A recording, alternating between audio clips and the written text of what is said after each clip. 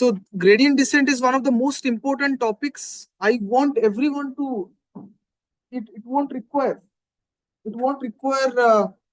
much of the things. Okay. Why I'm not able to minimize? Okay, good. So we will learn about one-dimensional gradient descent first, because that's the most easiest to go, one dimensions. Then we'll generalize into multi-dimensions. Okay. Then we'll see some Python code, and that will be the end of the class. Sounds good. So one-dimensional gradient descent. So we'll start with one-dimensional gradient descent.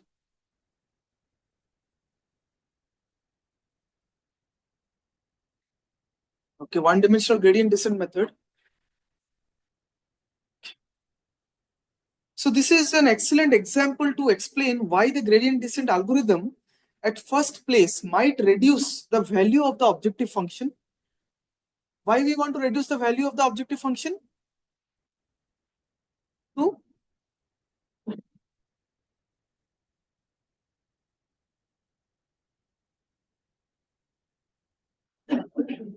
what does it mean? What does it mean to reduce the objective function? To minimize it. Yes. So we saw, because why we want to use gradient? Because we saw gradient points into the direction of steepest increase of the function. So therefore, opposite if you go, it will minimize your function. Okay. So therefore, this is the one-dimensional gradient descent we want to understand. So first of all, if we have to take a function, objective function, take an objective function. What should I take objective function, Mr. Adi? Which objective function shall we take? Here I will put Adil.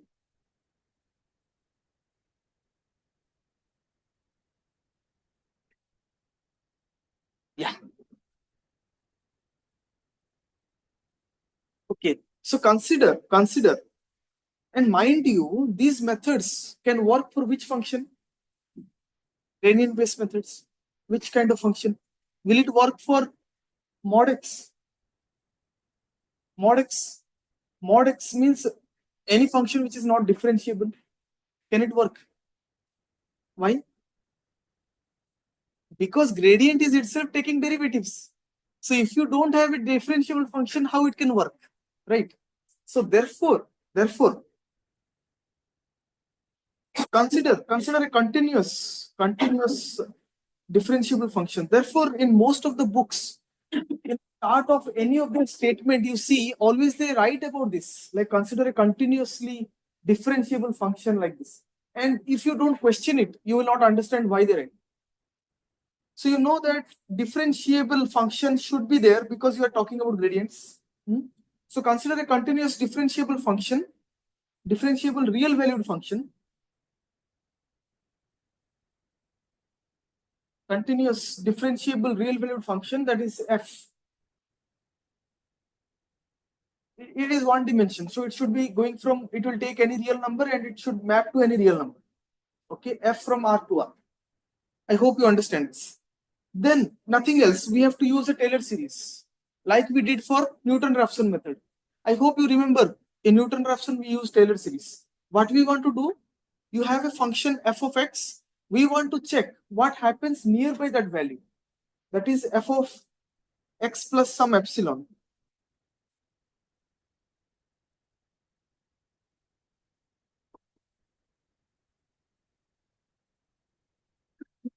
You have to consider f of x plus epsilon. What is f of x plus epsilon in Taylor series, one-dimensional Taylor series? It will be f of x plus epsilon f prime x plus epsilon square by 2 f double prime of x plus so on. Okay. Say goodbye. Come, bring the chair. Okay.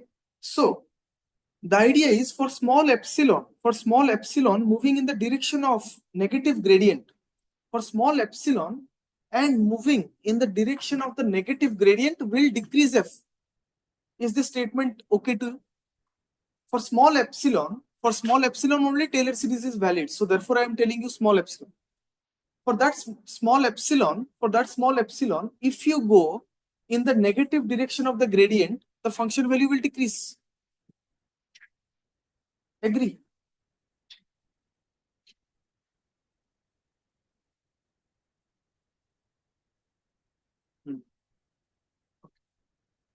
So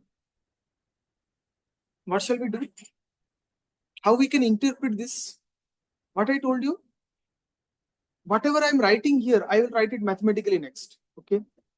For a small value, of epsilon, if I move in negative or opposite direction of gradient, that is this, then f will decrease.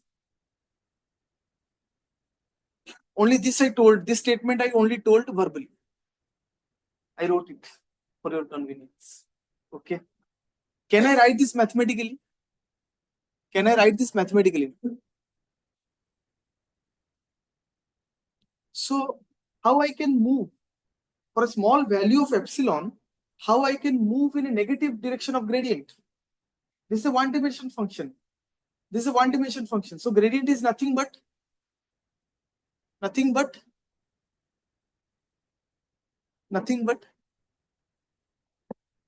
yeah, nothing but gradient is nothing but what? In one dimension, gradient is nothing but, see, let it be wrong. Then only you will grow, else no. If you say, I might make some fun, then it will go. But that will not take you anywhere, right? So even if you are wrong, so what I asked you, what is this? Okay.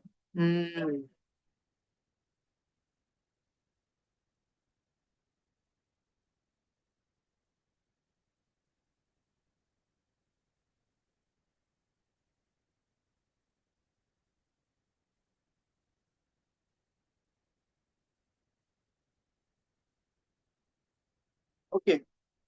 So for a small value of epsilon, if I move in the opposite direction of gradient, I will decrease the value of the function. Yes. So I asked, this is about gradient, but we are considering a one-dimensional function.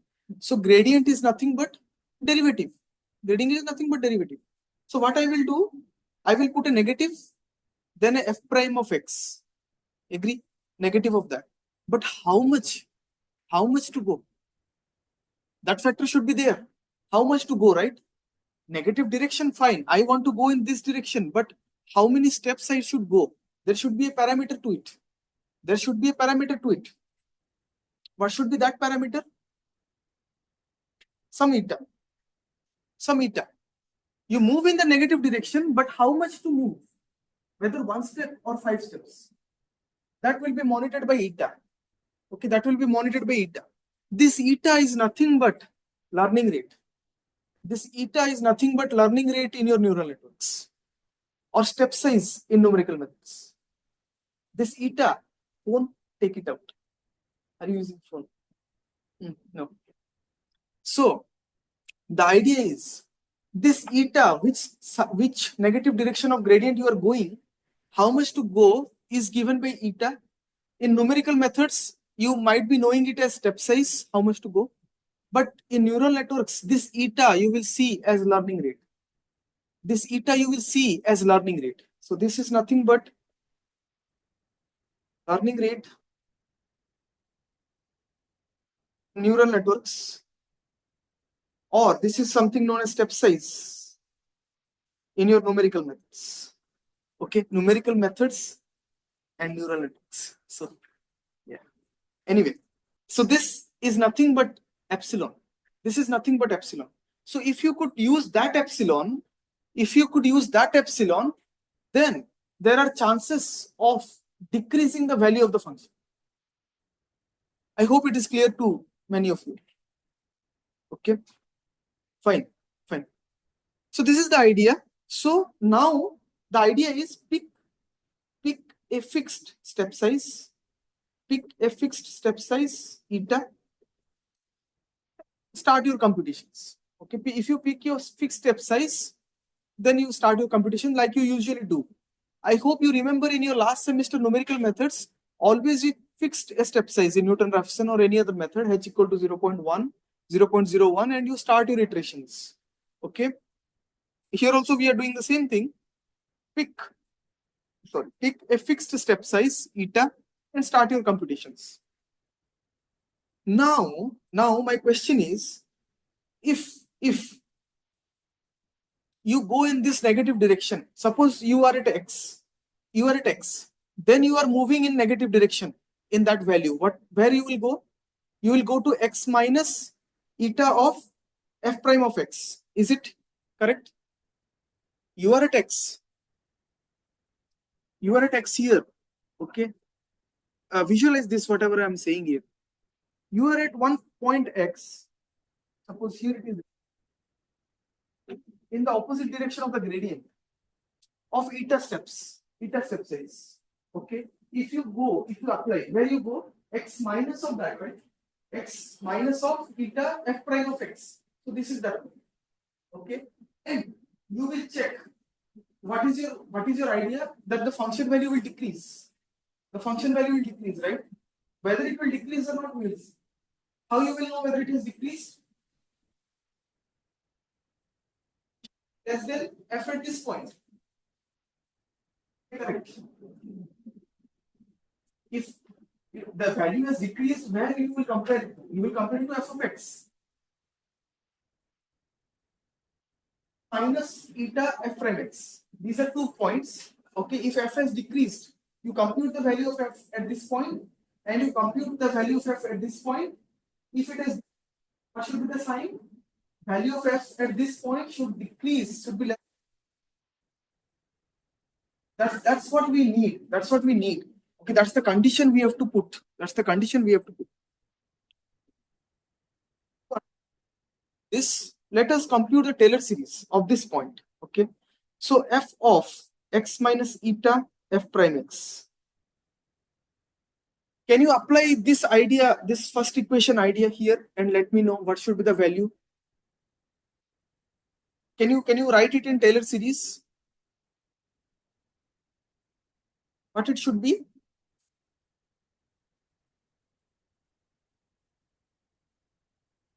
So remember your Taylor series. F of x plus h is nothing but f of x plus h times the derivative of x plus h square by 2 times the second derivative of x plus so on, continuing. Infinite series. This is nothing but Taylor series. Okay. This is an infinite series. Up to you where you want to truncate it. I want you to apply the same idea here. H is here what? Minus eta f prime x. What is h here? Minus eta f prime x. So if you apply here, what you get? F of x, then eta yes, squared, then plus something higher order terms. Higher order terms, we are not worried. Why we are not worried? Because eta, all these steps will be small. Eta, all these steps will be small. So it will be a higher power, a power of eta. Power of eta, it will be a very tiny quantity, right? Power of small numbers is very small. It's very small. Power of any number less than 1, if you take higher order powers, it will be small. Okay. If you take any powers of greater than 1, it will grow. Okay. That's the idea. So you will have something on eta square f prime of x cubes fourth whatever value you have here. Okay. Agree? Okay. Now you can see that if you want to, what is our aim? What is our aim? If you have a function value, we want to go to a point where it is minimum. We want to go to this. how we can go to a point where it is minimum? For that, it should move away from that point x, and you want to minimize your function. The first idea is it should start moving from that. If you are there at that point ever, you are not doing anything, right? So my question to you is now, if that can happen in two cases. That can happen in two cases. Can you tell when you are stuck at that point? In two cases. When, see, f of x is already there. Okay. If eta equal to 0, if eta equal to anywhere, you are still there. So if learning rate is equal to 0, your method is nowhere going towards optimization. Okay. That can happen when eta equal to 0. Another case can happen when it can happen where you get stuck at x. Another case, tell me. Yes, f dash x equal to 0. If f prime x equal to 0, still you stay at f of x. Okay. So if f prime x equal to 0, what does it mean? You are already at an optimum. F prime x equal to 0, you are already at an optimum, minimum or maximum, whatever, but you are already at an optimum. So why you need to go anywhere? Okay. So therefore, if you want to move to a minimum or somewhere, you need f prime of x not equal to 0.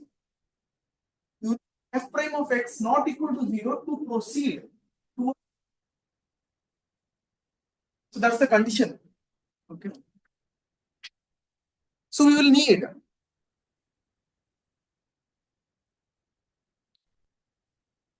okay. So we need if f prime of x is not 0, doesn't vanish. Okay, if this doesn't vanish, then yes, we are going in a proper direction. That is, we are making, this implies we are making progress. Okay, we are making progress. What does it mean we are making progress? It means we are moving. We are moving in the opposite direction. In the opposite direction of gradient or the derivative with step size eta. With step size eta. Okay. Towards minimum. So I hope you can make a connection to it. I hope you are able to make a connection, whatever I'm discussing. Fine. So our idea is, now my question is, can you prove, can you see that f of x minus eta f prime of x, that is the step where we went, should be minimizing, the function should decrease. That means it should have less than f of x if we want to minimize it. Can you see that it is true? This we want. If the method works well and nicely, this we want. This condition we want in order to minimize. Okay, agree, right? But I am saying that this is already known. Can you tell why? Very, it's an aptitude question. Just a very nice aptitude question. It is already in the board that this condition holds. That means you are seeing that this value of f is decreasing if you go in the negative direction of the derivative. Can you say why? Anyone? It's right in front of you. Only within 3 lines. In 3 lines, the answer is there. If you just use of your mind and brain, you can just see. I will give you a hint. A square number, a positive number can be subtracted. And it can result into that identity or inequality. Okay. Learning rate is positive. Learning rate is positive. Okay, learning rate is positive. So eta is positive. Is positive. F prime of x, whatever f prime, whether it be negative or positive, as long as it is not 0, we are good. Okay. So either way, either f prime of x is negative or the square will always be positive. Eta is positive. So this quantity is positive. So when you take minus eta f prime of x square, That is a positive number you are subtracting from f of x. So naturally, this guy will be less than f of x. How many of you have understood this? Naturally, this guy, that is f of x minus eta f prime of x, that means where you are going towards the steepest direction, it decreases the value of function. And that we actually saw it working. That means our algorithm is working fine. Our algorithm is working fine. Okay. So whatever you learned in the previous slide in Desmos and you done everything, now you can see that it is actually taking shape. Okay, that means negative direction of derivative you go, value of function is decreasing. Hope you are getting it. This side, you're getting. Samuel, you understood why this less than is there, right? Okay. So this is exactly gradient descent, nothing else. Exactly gradient descent. In which direction you have to descend and how much you have to descend is gradient descent, nothing else. So this is the gradient descent algorithm which I am trying to tell you. That is iterate this x values in a particular way. Iterate, that means the value of x will be changing in a particular way through an iterative process. And in what iterative process it should change? Not in any random way. Rather, we have to go, you should iterate the value of x in a way such that you go in a direction of the negative of the derivative, step size eta. That's it.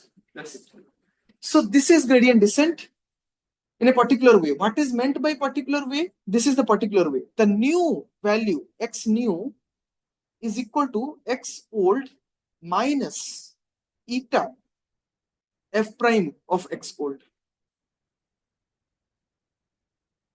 Or better if you want to see any books, the book will just write in this way: the x new is nothing but x minus eta f prime of x. Eta is the learning rate. Okay, so this is exactly if you do this iterative process, the value of f at those x values will keep on decreasing. This is nothing but the one-dimensional gradient descent. Okay, or I can say, maybe if you want to write it in a way, xi plus 1 is equals to xi minus eta, the learning rate, f prime of xi. Okay, so how we start? If you want to start it, if you want to start this method, how you will start? Choose an initial guess. That is x0. Fine. Then second, what you will do? Choose or fix. Yes, fix the learning rate. Fix the learning rate in the neural network or the step size in your numerical method. Okay, eta. Okay, then it is done. Then what third condition is, you have to stop somewhere. Where you will stop? You will stop when gradient is stop. When gradient has reached a tolerance. Because gradient will keep on decreasing.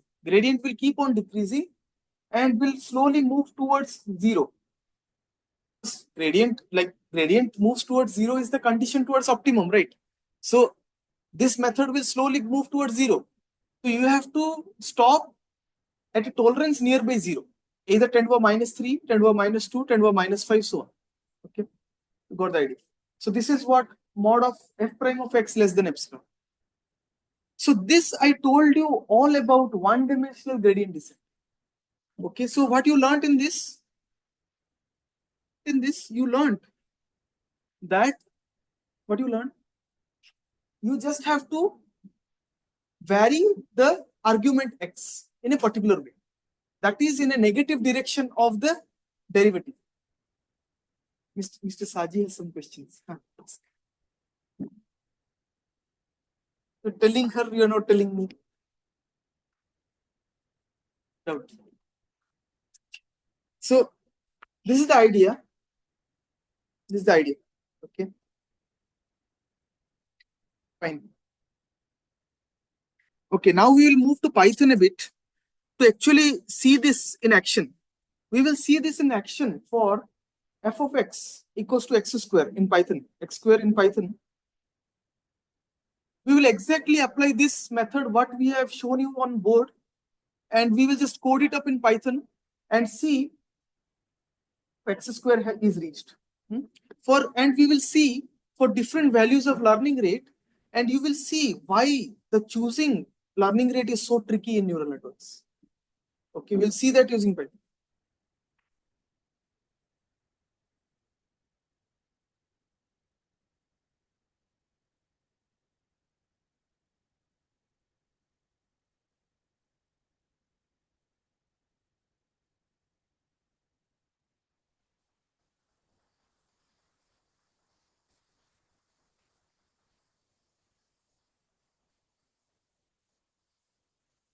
Okay.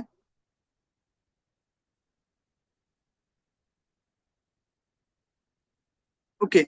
You can see this function in Python. Okay. I hope this is visible to you. Any doubts? We're laughing. I think you are understanding very nicely. Okay. So see the first line of the code. Okay, I'm importing pyplot. Then I'm saying define f of x, that is x square. Define f of x derivative 2x. Okay. So if I'm calling f grad, it will give me the value of 2x for a particular value of x. Fine. And this is the objective function I want to minimize. Fine. This is the gradient descent function. Same thing I have written, which I have just showed in my slide. How you are updating x. How many epochs in neural networks? You say how many epochs you do, or how many iterations in numerical methods. Okay. So this is the iterations. I've written iteration equal to 10, and my starting value is 10. Starting value is 10, and here I am storing the results in the array X. Okay. So for I in range iteration, for 10 number of iteration, it will update the value of X. Okay. And in the negative or opposite direction of the gradient, so that function value is minimized. Okay. How I am doing it? X equals to X minus. Minus equal to is that, right? X equals to X minus of eta times F grad. Eta times F x, which I think it matches with your note, right? Okay.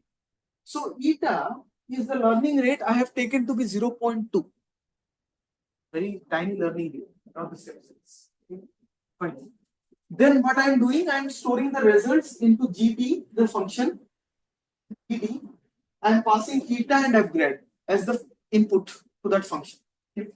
And it will automatically run for 10 iterations and store the values of x and give me the output. Okay. That's what I'm plotting it in the later stage. You can see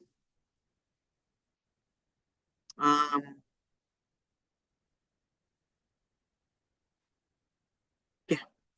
You can see something here. What I'm plotting here, I'm plotting the x values. Like previously I started from 0 point where I started 10. And when iteration was starting point, and where I am going after 10 iterations. After 10 iterations, after 10 steps, you can see that with iteration number, I am giving you the updated values of x. You can see that it reaches to 0, 10th number of iteration. Okay. And that is the minimum value. That is the minimum value. Okay. So you can see at even 9 number of iteration, it got close to 0. Okay. So you can see that this algorithm is working fine. This gradient descent, you can see how it is descending, towards that direction. But there is a better view. This is the view how with iteration, the values are changing, but there is a better view in terms of function, how it moves. Okay. That's what we'll plot in next, where I will plot fx equals to x square here. Okay. Fine. These are all about beautification of the plots, so I'll not go that much. We are tracing, yeah, this is the plot. This is the plot where we are actually tracing how gradient descent works in one dimension. How many of you are understanding that we are in one dimension now? We are in one dimension. Don't think we are in two dimensions. F of x equals to x squared. That's what we are optimizing, nothing else. So you can see that x squared, and remember, we are starting, what is our initial base? What is our initial guess? 10. So we are here. This is our initial guess, and we are using fixed learning rate. You can see this is the first 0th iteration. When you apply the first iteration, it went here. Second iteration went here, here, here, till it 0. This is 0, 0. You can see this is the minimum of gradient descent. So I hope you are able to understand how gradient descent is actually descending. You can see how nicely you chose the direction of descent. How I can choose the direction of descent so that I can reach the minimum of the function. Okay. Fine. So, okay. Now the idea is let us change the learning rate. Let us change the learning rate by from 0.2.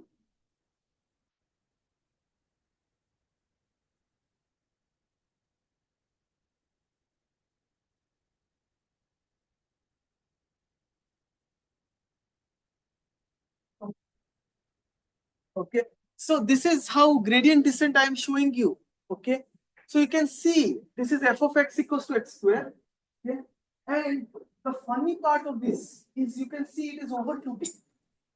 It is overshooting. How it is overshooting? See that value of fx on y-axis. You want to come. Then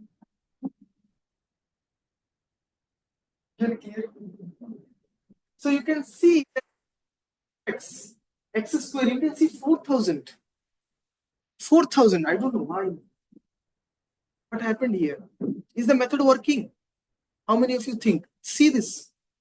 I did nothing. I did nothing. From 0.2 learning rate, I just changed the learning rate to 1.1. You can see the 1.1. I did that only, nothing else. So if I move the learning rate to 1.1, what happened? I am starting from 10. Here I am starting. I am starting from here. This is, you can see 0 to 20. So I'm starting at 10. This is the next iteration, and it is just moving out. Even though the minimum is just. Are you able to understand? Even though the minimum was here, but you changed the learning rate to 1.1, it is just diverging. It is just diverging. Why it is diverging? You can see that it is reached to 4,000. So, but the minimum is 0. Do you think it will ever come back? It went, gone. Okay. So, why this happened? So, you chose the learning rate to be 1.1 for 0 to work nicely. Let us see. Let us see. I don't know if it will work or I have to run everything. I don't think it will work. I have to run all the 4 above codes snippets. But anyway, I will share this code so that you can play around with the learning rate. You can play around with the learning rate. Till now, it is very hard to say which learning rate can give you the convergence. Okay. But maybe in next class, I can prove to you. Can we get, now there should be a question in your mind, right? You took 0.2, it worked. You took 1.1, it is not working. How you will know which will work, which will not? That's the best question you can ask to the audience, right? So this we will carry out in the next class. Okay, I'll show, maybe I'll prove you which learning rate can we take so that convergence is assured. Here divergence is there. Okay, fine. So this is something known as overshooting. Okay, so the if the learning rate is too big, here it is 1.1. If it is too big, okay, if the learning rate is too big, the method will overshoot. Okay, the overshooting of the method is there. I suggest, um, yeah. Anyway, we'll see next maybe. Okay. Yeah, that is good. We will take an example here. Another example. Okay, this is all in Python. Another example. Can you see what is the objective function here? See the code and tell me what is the objective function.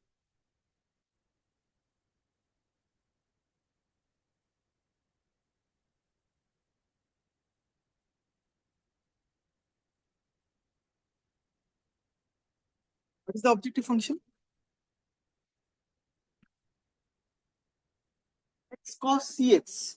Now my question to you is,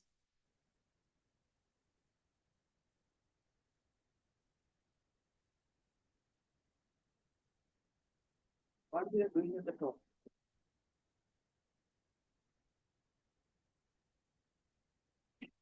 X cos Cx. Okay. Is this differentiable? Yes. You can take the derivative. The x and cos x are differentiable. So the product of them are differentiable. X is differentiable. Cos Cx is differentiable. So times product of differentiable function is differentiable. So gradient descent you can apply. Okay. Now my next question is the objective function convex?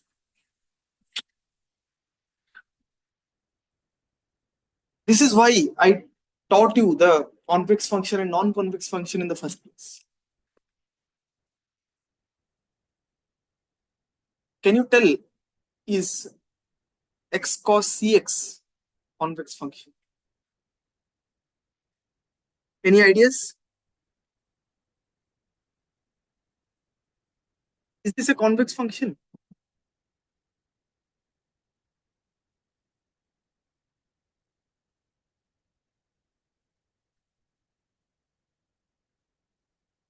Is this a convex function? No, it won't be a convex function. Okay. Why?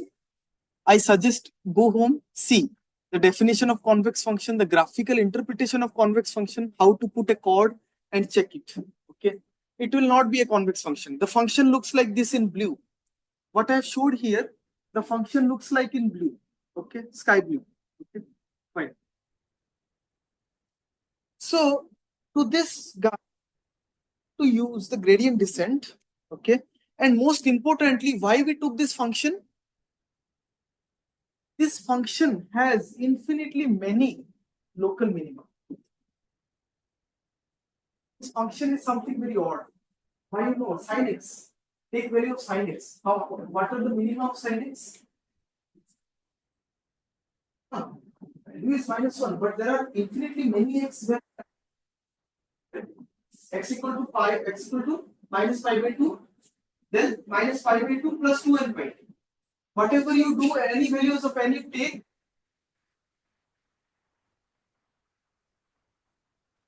Same here. In this case also, there are infinitely many local minima.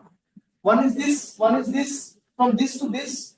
If you carry on the interval, it will oscillate because cos is there. Cos function is oscillating. It will always oscillate.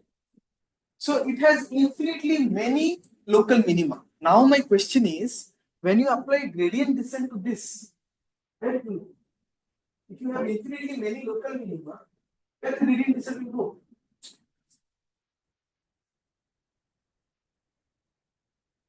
Any one of the local minima. Okay. Mind you, this example is nice because it is a non-convex function. Non-convex function. X cos Cx. Non-convex function. Okay. And importantly, it has infinitely many local minimum. Okay, it has infinitely many local minimum. So depending on the choice of the learning rate, what are the choice of the learning rate here? Can you see what is the learning rate in this example? What is the learning rate? It is not that easy to see the learning rate, but I suggest the answer is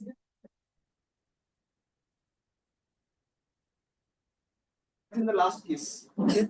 Same learning rate as we are doing in the last case. It will take eta value from the previous code snippet. Okay, that's how Colab works. Fine. So depending on the choice of the learning rate and depending on how well conditioned your problem is, we may end up with one of the many solutions. Okay, that's the idea. So this is just one example I want to share with you.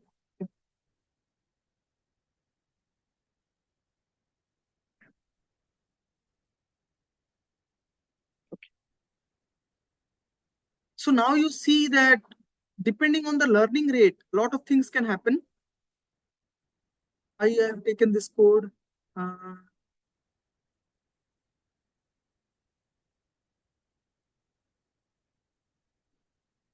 Okay, I think it's 2D, gradient descent in 2D. Okay. So this is one example of one-dimensional Newton-Raphson. Okay. So this is the one thing here. So far we have talked about one-dimensional gradient descent. But the idea is what happens if you consider multivariate. That's the idea, right? That's the idea so far. Like we will understand the method in one dimension so that we understand how the method works. Then what we do, we go to higher dimensions so that we can optimize functions with a lot of other variables. Okay. Two dimension is there, W0, W1 we saw. We can use simplistic criteria.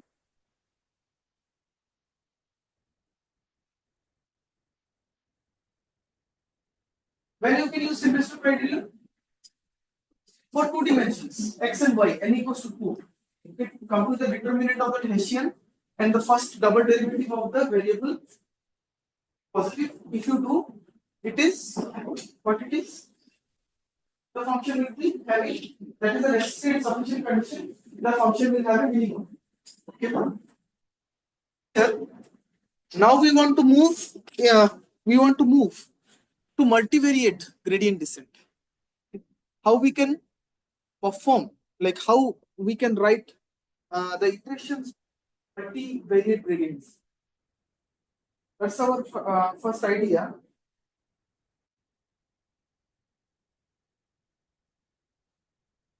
But let me.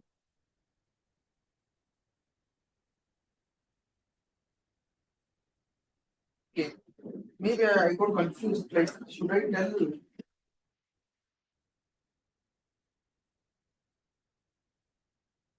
Okay. So let me tell you a bit about the learning rates because that's what is important. So that, so you know, you noticed that when we took this learning rate, when eta equal to 0.2, the learning rate was 0.2, the method was a success. The method was a success, right? I hope you remember. It very nicely descended to 0. But when we took eta equal to 1.1 learning rate, it failed. It failed. Okay. Fine. It failed. So therefore, there is a need to take care of learning rate. So what lesson we learned? The lesson we learned is take care of learning rate. How to fix a learning rate or how to set a learning rate. How to set learning rate.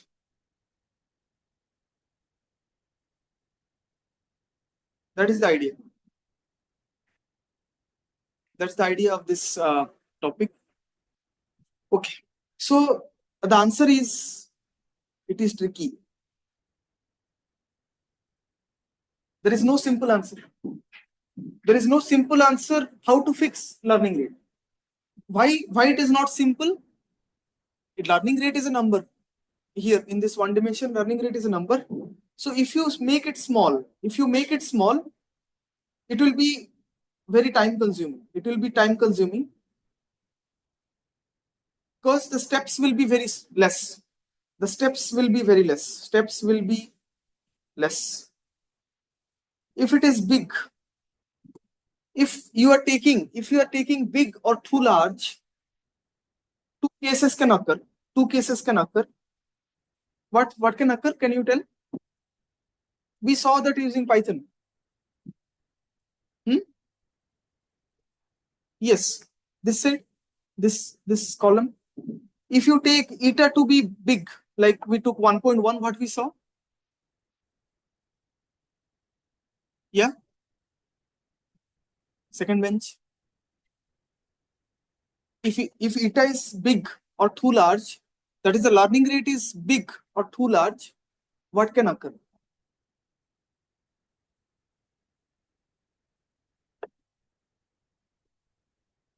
We saw here, when you took eta to be 1.1, it failed. So because it was diverging or overshooting. So overshooting can occur. Overshooting or divergence can occur. Okay. Another case can also occur, that is oscillation. It will keep on oscillating. It will keep on oscillating here, there, but nowhere coming towards the minimum or optimum. Okay. So therefore, if you keep it, so how small is small, how big is big? Okay. How small is small and how big is big? That is the puzzle. That is the puzzle. Okay.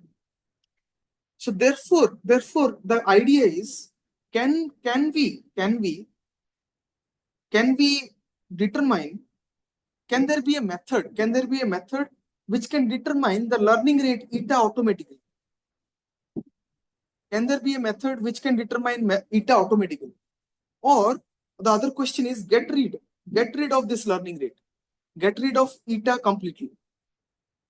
Can method like this? Yes. Scheduling, momentum, all these are different methods where you can attack these cases. Okay. So this slowly we will enter into these aspects. Okay, we'll not go too much detail, but I want you to know these aspects. Okay, so that anyone who talks to you about gradient descent sometime, like, yeah, this is gradient descent is failing, then you can say, oh, apply scheduling or apply batch or something. Then they will be like, repeat. So this is the idea of this. So the learning curve is very slow now. So I suggest everyone for whom it is bit blank now, it is high time to revisit the lectures and understand it point by point. I really suggest, because after this new methods will be coming. Okay, gradient descent, multivariate gradient descent, mini batch stochastic gradient descent, all these are numerical methods. Okay, and are iterative methods. So I suggest everyone to please revisit my lectures. There are only 3 to 4 lectures now so far. Every video you try to listen carefully. Okay, it will be clear. Okay, so the idea is, to this, the answer is, okay, the scheduling is also an answer. Okay, but second order methods can help. We will see what are these second order methods. Second order methods can help. These are the methods which not only look into the value but also to their gradients. That is like the curvature. Like they keep, why this will help? They keep an eye on curvature.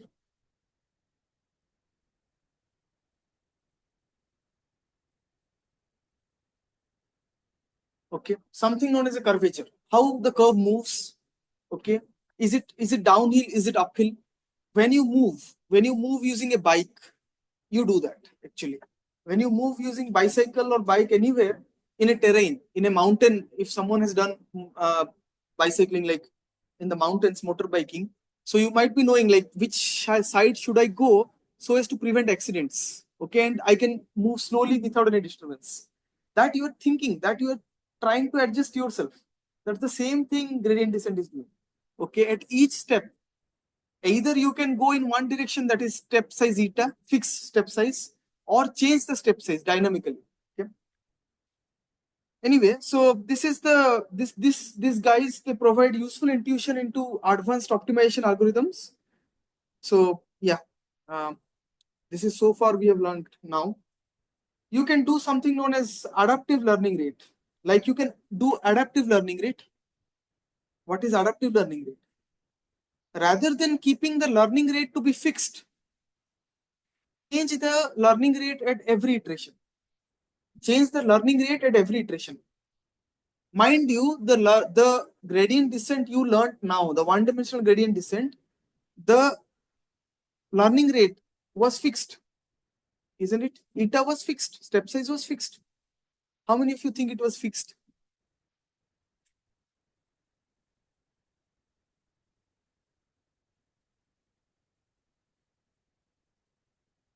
Was it fixed or varying? Varying. How it was varying?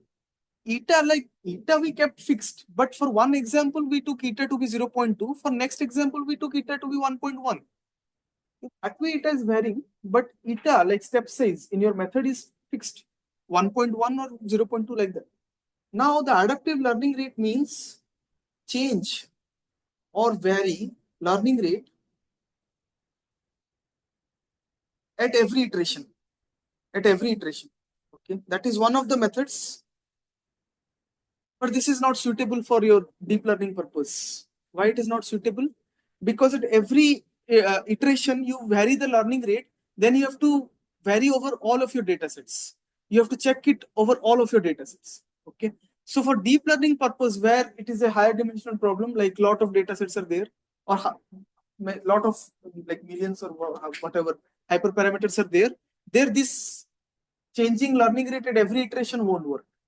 Okay. Fine. So these are some of the cases where you can, use, you told scheduling, right? There is something known as preconditioning. Something known as preconditioning. I hope in your data analytics, you know about data cleaning. You always clean your data. Okay. That the other way of saying is you kind of condition your data. Okay. You like scrap the many dust from your data. That's the idea. So same way here we are saying something known as preconditioning. Okay. So we will learn that in the next class. I'm just trying to see or motivate you like about learning rate a bit more. About learning rate a bit more. Learning rate. Something more you can do is dynamic learning rate. Okay. This all I feel like you will learn anyway. But yeah, dynamic learning rate where eta is time dependent. Eta is a function of eta t. Eta is time dependent. That means, yeah, with each iteration, like eta will be changing. Eta will be changing. How this method works? Anyone tell? How this dynamic learning rate can work? See, the idea why we are discussing about all this is, if you keep learning rate to be small, the problem is very slow. The convergence is very slow. If you make eta to be very big, like 1.1 we saw, it was diverging. So the idea is, can we oscillate in between these two extremes? Can we oscillate in between these two extremes? Now that we know these are the two extremes, can eta vary in a way in between these two extremes? Okay. So this is eta t. Therefore, it is eta t. So the eta t, choose a function eta. It will not be a fixed quantity now. Learning rate won't be a fixed quantity. It will be a time varying quantity. Okay. There are some candidates. I will write it to you. Choose a function eta such that they will decay towards a slow value, like a low value. That's what we want, right? Do you agree to that? Choose a function eta such that if you vary with time, slowly it will decay towards the low value, because low values of learning rate is giving you good answers, right? Good optimizing result is all.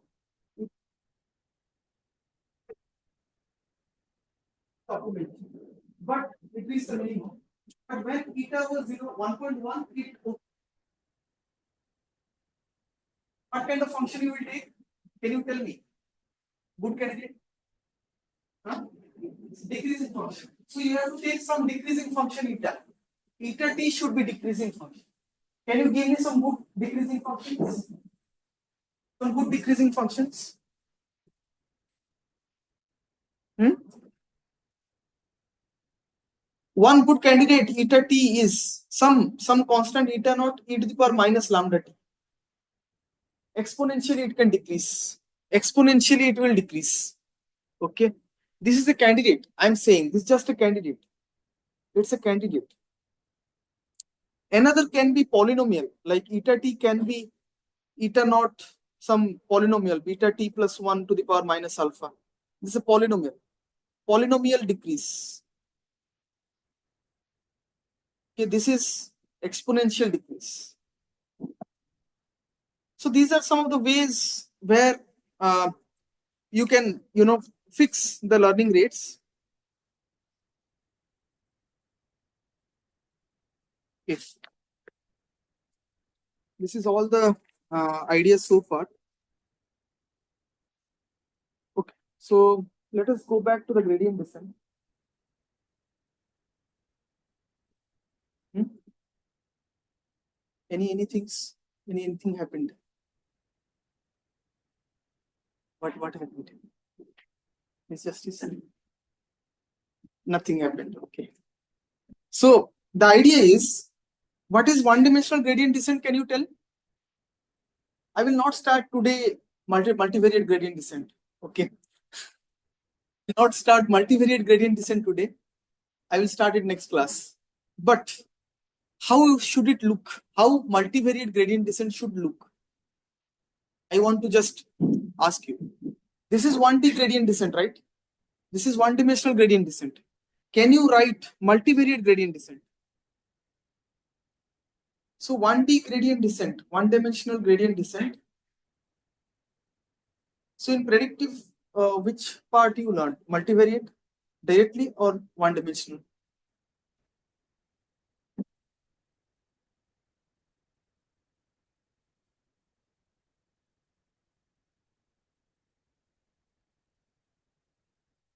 Okay. Okay. So this is gradient descent, 1D gradient descent. We came to know that x you update by x minus eta f prime x. Okay, that's the idea. Now I'm asking you, what is n-dimensional gradient descent or multivariate gradient descent?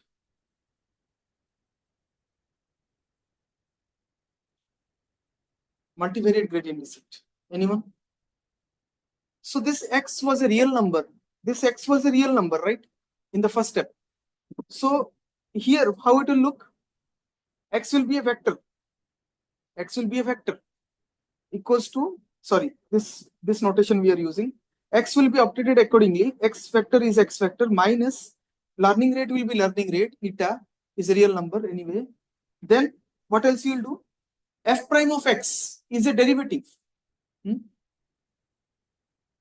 F prime of x is a derivative. If it is a multivariate, what you will replace it with?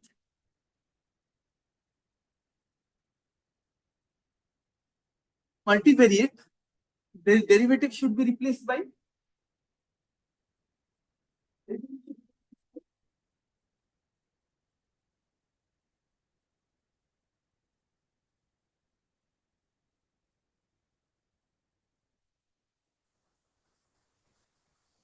what is the concept of derivative in higher dimensions?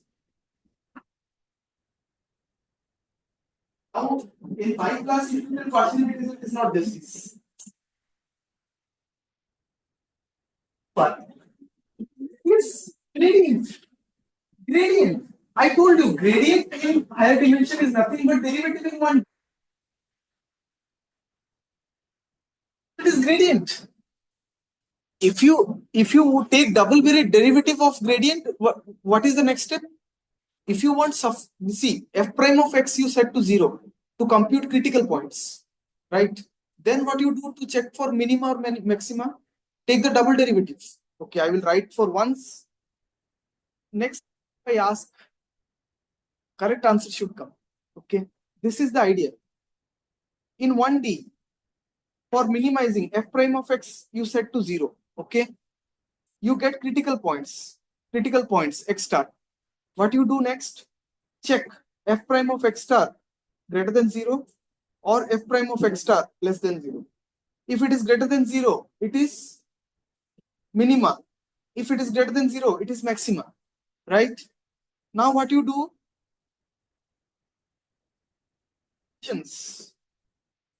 You compute similarly. Instead of derivative, you compute gradient. Okay, you get x stars. You get the critical points. Till now, you don't know whether it is minima or maxima. What you do next? You compute the Hessian, H or del 2 f of x. Okay, if del 2 f x is positive definite, then it is minima. If it is other eigenvalues are all positive, it is local minima. If it is not, if some eigenvalues are negative, what is the negation? You have to take the negation of all eigenvalues positive. What is the negation of the statement all eigenvalues are positive? Negation is some eigenvalues are negative. Some eigenvalues are negative. Okay. So if it is other way around, del 2f has some eigenvalues negative, then it is maxima. This is all we are doing. This is all the game we are playing so far in this lectures. Nothing else. Okay. So now my question, now you know this 1D and D part. Now my question is what I should write here instead of f prime of x. Whole class should say to me, I wrote this in such a way. Nowhere you will find this written, this part. Nowhere. Now tell me what I should write. Okay, we will start from fresh. Okay, tell me. Yeah. So we are now looking into multidimensional gradient descent. 1D gradient descent is x real number is updated as x minus eta f prime x. Okay. Now n-dimensional gradient descent, how it will look? X will be a vector now.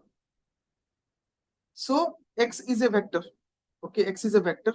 Minus eta will be always eta, learning rate, real number. F prime x, what should be there? This column. Huh? I'll ask each one. What should be there?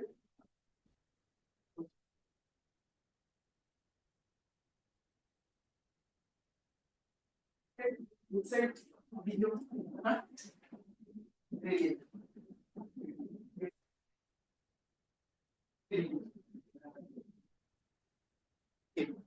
That's it. Simple enough. Done. This is the n-dimensional gradient descent method. Now, the next two lectures, I hope, next two lectures will cover stochastic gradient descent. Maybe whatever we will do, we will modify this formula. We will only modify this formula. We will either modify this, okay, nothing else. Or maybe we will put a constant here somewhere, multiply it. That will generate new methods, nothing else. Okay. So I hope this was clear. But multivariate gradient descent in detail, same way we will go in next class. Multidimensional Newton-Raphson method also we will deal in the next class. Okay. So this is the idea so far. Before we stop, I want to know updates about our capstone projects. Every group should update me now about the capstone projects.